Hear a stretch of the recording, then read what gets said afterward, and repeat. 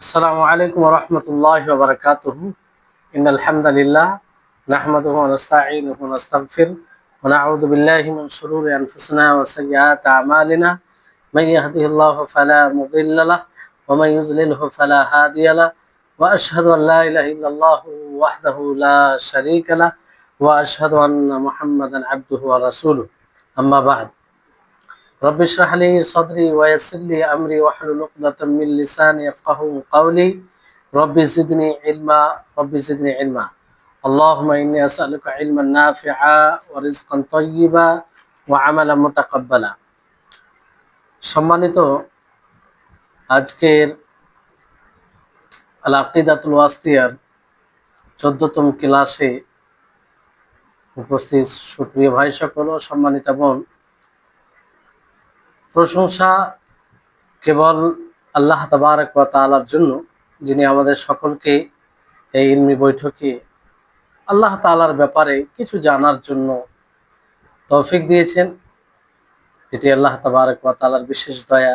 তারপরে আমাদের সকলের প্রাণ প্রিয় নবী করিম মুহাম্মদ সাল্লাল্লাহু আলাইহি সাল্লামের উপর অসংখ্য শান্তি ধারা বর্ষিত হোক, যিনার মাধ্যমে আমরা আল্লাহ তাআলার পরিচয় লাভ করেছি, জানতে পেরেছি আল্লাহ তাআলাকে। আল্লাহুম্মা সাল্লি আলাইহি আল্লাহুম্মা বারিক আলাইহি। আমরা বিগত ক্লাসে বেশ কয়েকটি সিফাত আল্লাহ তাবারক ওয়া তাআলা সম্পর্কে জেনেছিলাম।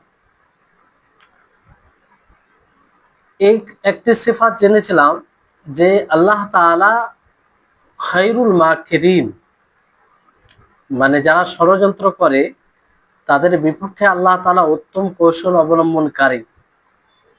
আচ্ছা, এটার উপরে যদি আমরা ঈমান আনি, আর এই ব্যাপারে আপনাদেরকে বলা হয়েছিল, আশা করি আপনাদের মনে আছে, যে আল্লাহ তাআলাকে শুধু মাকির, ষড়যন্ত্রকারী এটা বলা যাবে না, কারণ এটা নিন্দনীয়, এতেও ব্যবহার হয়।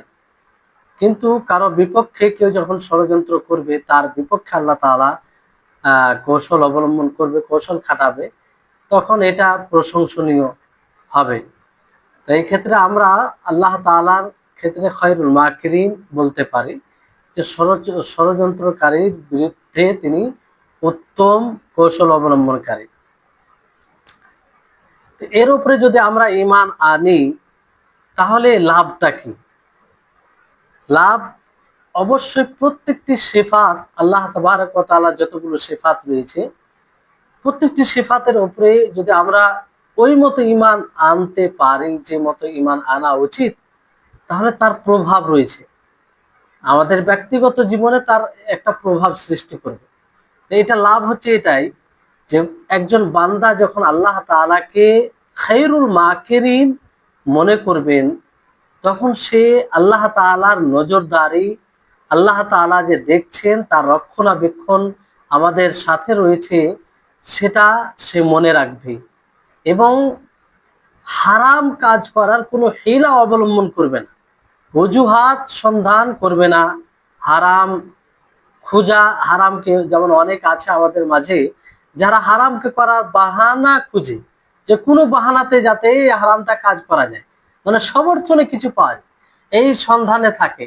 যদি সমর্থনে পাওয়া যায়, তাহলে সেটাকে নিয়ে মানে ভিত্তি করে বলে, করে, হ্যাঁ, আর দোহাই দেয় সেটার।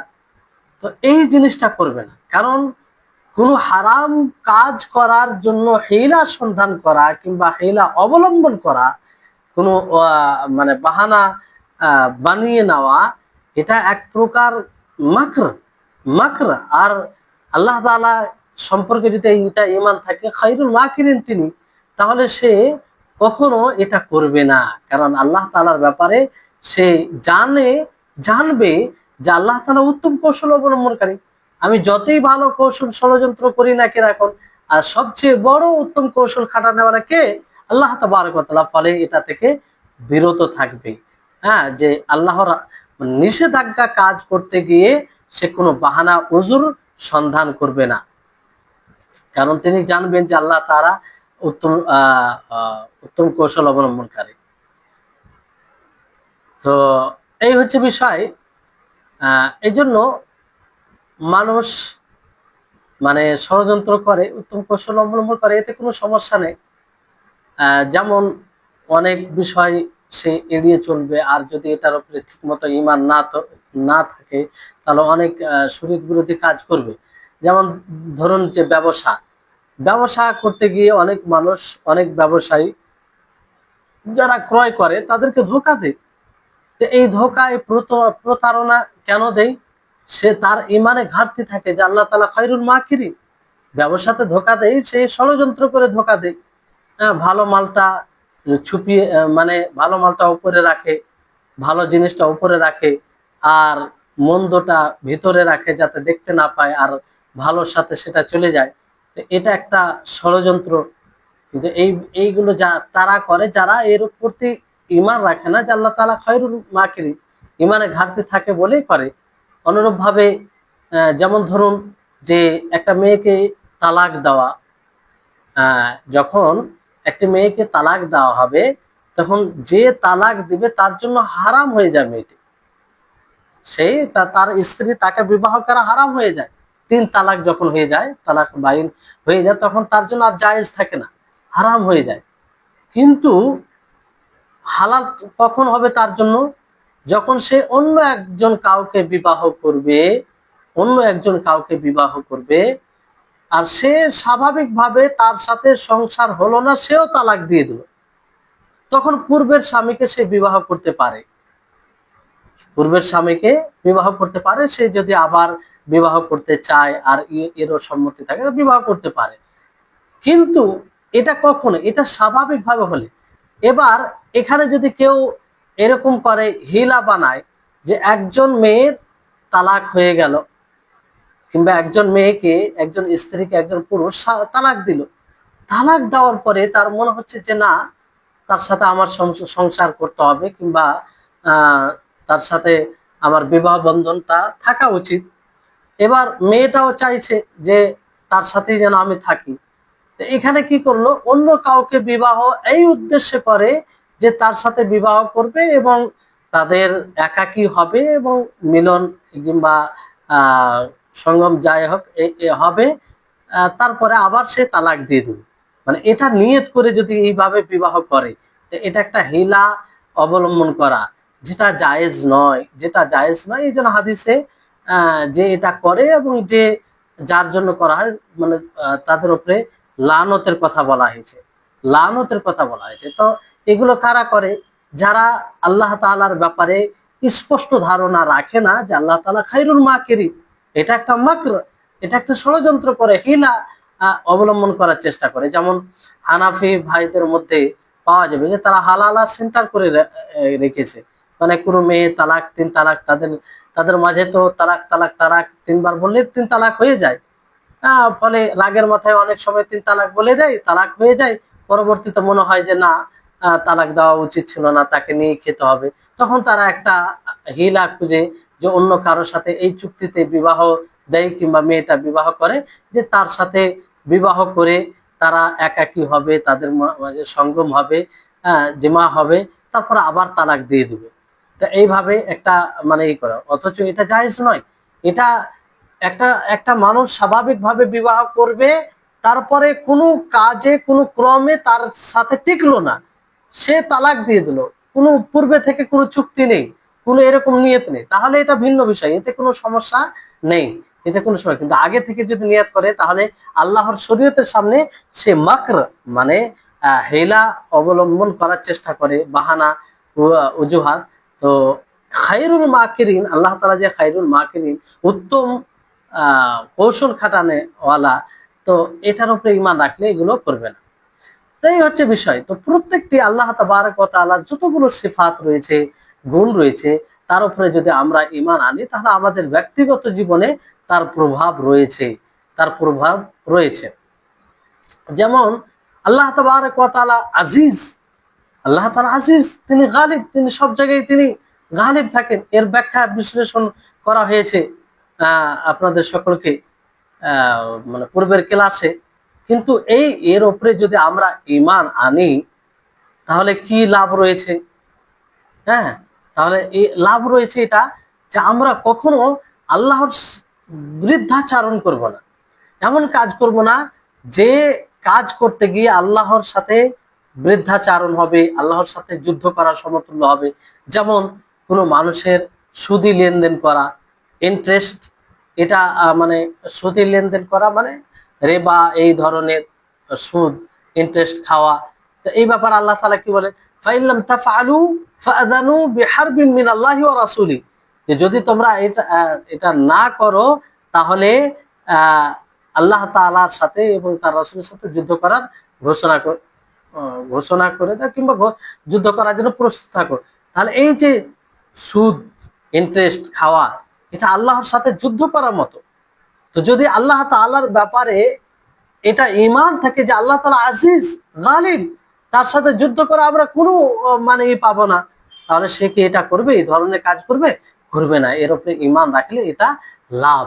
তো আমরা আল্লাহ তাআলাকে আজিজ বলে জানবো, আল্লাহ তাআলার ব্যাপারে এটা ঈমান রাখবো যে আল্লাহ তাআলা আজিজ, তিনি গালিব, তিনি সব জায়গায় তিনি প্রাধান্যতা পান। অনুরূপ ভাবে আল্লাহ তাআলা তিনি যে মাফ করেন, তিনি মাফ করেন, যদি আমরা এটার উপরে ঈমান রাখি, আল্লাহ তাআলার মধ্যে সিফাত মাফ করা রয়েছে, এটা, তো এটার উপরে যদি আমরা ঈমান রাখি, হ্যাঁ, তাহলে কি সাথে সাথে আল্লাহ তাআলা কাদির, মানে আল্লাহ তাআলা মাফ করেন এই জন্য নয় যে আল্লাহ তাআলা মানে প্রতিশোধ নিতে পারবেন না, নাউজুবিল্লাহ, এরকম বিষয় নয়, বরং আল্লাহ তাআলা কাদির, তার সত্ত্বে তিনি মাফ করেন, তিনি ক্ষমা করেন। তাহলে এটার উপরে যদি ঈমান থাকে তাহলে কি হবে, আমরা ক্ষমা কার কাছে চাইবো? আল্লাহ তাআলার কাছে ক্ষমা চাইবো, আল্লাহ তাআলার কাছে ক্ষমার আশা করব। হ্যাঁ, যদি তার আবশ্যিক বিধান পালনে কোনো ত্রুটি থেকে যায়, শিথিলতা থেকে যায়, তো আমরা অবশ্যই তার কাছে ক্ষমার আশা করব, কারণ তিনি গফুর, তিনি আফু। আল্লাহুম্মা ইন্নাকা আফুউন তুহিব্বুল আফওয়া ফাআফু আন্নি। তো এর উপরে ঈমান থাকলে দৃঢ় আশা থাকবে, প্রবল আশা থাকবে। আর প্রবল আশা যখন থাকবে তখন তার কাছে আমরা কাকুতি মিনতি করব। এই যে একটা প্রভাব, অনেক সময় দেখবেন মানুষ নিরাশ হয়ে যায় আল্লাহ তাআলার রহমত থেকে, একদম চিন্তিত হয়ে যায়। হ্যাঁ, সে মানে কোনো বাঁচার পথ নেই এরকম মনে করে। কিন্তু তার যদি এরকম বিশ্বাস থাকে যে আল্লাহ তাআলা তিনি ক্ষমা করেন, কাদির হওয়া সত্ত্বেও তিনি ক্ষমা করেন, তো তার রহমত থেকে নিরাশ হওয়ার কোনো প্রশ্নই জাগে না, কোনো প্রশ্নই জাগে না যে সে তার রহমত থেকে নিরাশ হবে। এই জন্য আল্লাহর রহমত থেকে নিরাশ হওয়া হারাম, নিরাশ হওয়া যাবে না। লা তাকনাতু মির রাহমাতিল্লাহ, যে তোমরা আল্লাহর রহমত থেকে নিরাশ হইও না, কারণ আল্লাহ তাআলা এমন সত্তা যে তিনি দয়ালু। তার কাছে যদি গুনার উপরে অনুতপ্ত হওয়া যায়, তওবা করা যায়, ফিরে আসা যায়, তো আল্লাহ তাআলা ক্ষমা করবেন, আল্লাহ তাআলা ক্ষমা করবেন, এতে কোনো নাই। এই হচ্ছে বিষয়। এরপর আসুন যে শেখুল ইসলাম ইবনে তাইমিয়া রাহিমাহুল্লাহ তিনি বলেন যে আল্লাহ তাবারক ওয়া তাআলার নাম সাব্যস্ত করা, আল্লাহ তাআলার নাম সাব্যস্ত করার এই ব্যাপারে বহু আয়াত রয়েছে। তারপরে সাথে সাথে আল্লাহ তাআলার মানে আল্লাহ তাআলাকে পবিত্র করা এবং তার সত্তা থেকে উপমার নাফি করা, যে আল্লাহ তাআলা কারো মতো নয়। যেমন আল্লাহ তাআলা বলেন, তাবারাকাসমু রাব্বিকা যিল জালালি ওয়াল ইকরাম, তাবারাকাসমু রাব্বিকা যিল জালালি ওয়াল ইকরাম, যে আপনার রবের নাম বরকতময়, যিনি সম্মানিত, সম্মানের অধিকারী। তো তাবারাকা এর মানে কি? তাবারাকা মানে ওলামাগণ বলেছেন এর মানে তাআলা ওয়া তাআযামা, মানে বড়, যিনি সুউচ্চ, যিনি মহান। হ্যাঁ, তো আল্লাহ তাআলা নিজেকে মানে এটা থেকে গুণান্বিত করেছেন। যেমন আল্লাহ তাআলা বলেন অন্য আয়াতে, ফাতাবারাকাল্লাহু আহসানুল খালিকিন। তাহলে আল্লাহ তাআলা নিজেই নিজের নামকে সাব্যস্ত করেছেন, তাবারাকাসমু রাব্বিকা যিল জালালি ওয়াল ইকরাম। ফলে আল্লাহ তাআলার নামকে সাব্যস্ত করতে হবে। আর এখানে তাবারাকাসমু রাব্বিকা মানে যে কাজে আল্লাহর নাম নিয়ে শুরু করা হবে সে কাজে বরকত হবে। আল্লাহ তাআলার নাম নিয়ে শুরু করলে বরকত হবে। তাবারাকাসমু রাব্বিকা যিল জালালি ওয়াল ইকরাম, অর্থাৎ আল্লাহ তাআলার নাম যে বিষয়ের সাথে থাকবে সেটাতেই বরকত হবে, তাতে বারাকা আসবে। যেমন নবী করিম মুহাম্মদ সাল্লাল্লাহু আলাইহি ওয়াসাল্লাম হাদিসে বলেন, যদিও হাদিসটি মানে কালাম রয়েছে, এই হাদিসকে অনেকে দুর্বল বলেছেন, কিন্তু আবার ফের ইবনে হিব্বান এনারা সেই বলেছেন, সেই বলেছেন, অনেকে হাসান সাইলি গায়রি বলেছেন। তো যাই হোক, সে হাদিসে বলা কি হয়েছে যে কুল্লু আমরিন দি বালিন লা ইবদাউ ফি বিসমিল্লাহ ফাহুয়া আফতার, যে প্রত্যেক গুরুত্বপূর্ণ কাজ, ভালো কাজ যদি বিসমিল্লাহ দ্বারা শুরু না করা হয় তাহলে সেটা বরকতবিহীন, সেটা বরকতবিহীন, মানে বরকত তাতে থাকবে না। তাহলে আল্লাহ তাআলার নাম নেওয়া, এটার উপকার হচ্ছে এটা যে সেটাতে বারাকা আসবে, সেটাতে বারাকা আসবে। আর অনেক সময় আল্লাহ তাআলার নাম নেওয়ার কারণে হালাল হয়ে যায়, একটা হারাম জিনিস হালাল হয়ে যায়। যেমন আপনার জাবিহা, তাকে নাম নিয়ে জবাই করতে হবে, আল্লাহর নামে জবাই করতে হবে। কেউ যদি অন্য নামে জবাই করে তাহলে সেটা হারাম হবে, সেটা হারাম হবে। তারপরে আপনার যদি উযু করতে গিয়ে বিসমিল্লাহ বলতে হবে। বিসমিল্লাহ বলার ব্যাপারে হাদিস রয়েছে, লা উযুয়া লিমান লাম ইয়াযকুর ইসমাল্লাহ, ইয়াযকুর তো যে সে হাদিসে বলা আছে যে তার উযু হবে না যে উযুর শুরুতে বিসমিল্লাহ বলবে না। খাবার আগে যদি বিসমিল্লাহ বলে তাহলে শয়তান তার সাথে খায় না, আর যদি না বলে শয়তান তার সাথে খায়। অনুরূপ ভাবে যে স্বামী স্ত্রী মিলন ঘটে, সে শুরুতে যদি বলে আল্লাহুম্মা জান্নিবনা শাইতান ওয়া জান্নিবিশ শাইতান মা রাযাকতানা, তাহলে এটা বলার কারণে কি হবে যে শয়তান কোনো প্রকারে ক্ষতি করতে পারবে না, আর সন্তান ভালো হবে। তো এটা একটা লাভ, মানে বিসমিল্লাহর বরকা, আল্লাহর নাম নেওয়া এটা বারাকা, আল্লাহর নাম নেওয়া এটা বারাকা। জি, তাহলে যেখানেই যে কাজে আল্লাহর নাম না হবে সে কাজে বারাকা আসবে। তারপরে তাবারাকাসমু রাব্বিকা দিল জালালি ওয়াল ইকরাম, এখানে জি মানে ওয়ালা, আর আল জালাল বলতে আল আজমা, আল্লাহ তাআলার আজমত, আর ইকরাম বলতে তাকরিম, সম্মান। আর এই তাকরিম কখন হয়? যখন মানে ইকরাম সম্মান আল্লাহ তাআলার পক্ষ থেকে হয় ওই ব্যক্তির জন্য যে তার অনুসরণ করে, যে তার অনুসরণ করে। আল জালাল বলতে আল্লাহ তাআলার আজমত, তার সত্তাগত মহা, তার মহানতা কিংবা আজমত, বড়ত্ব সত্তাগত। আর ইকরাম বলতে মুমিনদের হৃদয়ে যে আজমত রয়েছে, বড়ত্ব আল্লাহ তাআলার ব্যাপারে, ফলে মুমিনরা তার সম্মান করে, তার মানে আল্লাহ তাআলার মর্যাদা দেয়। তো এটা হচ্ছে ইকরাম, এটা হচ্ছে ইকরাম। তাহলে আল জালাল সত্তাগত আজমত, আল্লাহ তাবারক ওয়া তাআলার সত্তাই হচ্ছে আজিম। আর ইকরাম বলতে মুমিনদের হৃদয়ে যে আজমত থাকে সেটাকে বোঝানো হয়েছে। তো আল্লাহ তাবারক ওয়া তাআলার নাম সাব্যস্ত করতে হবে, যেহেতু আল্লাহ তাআলা নিজে করেছেন।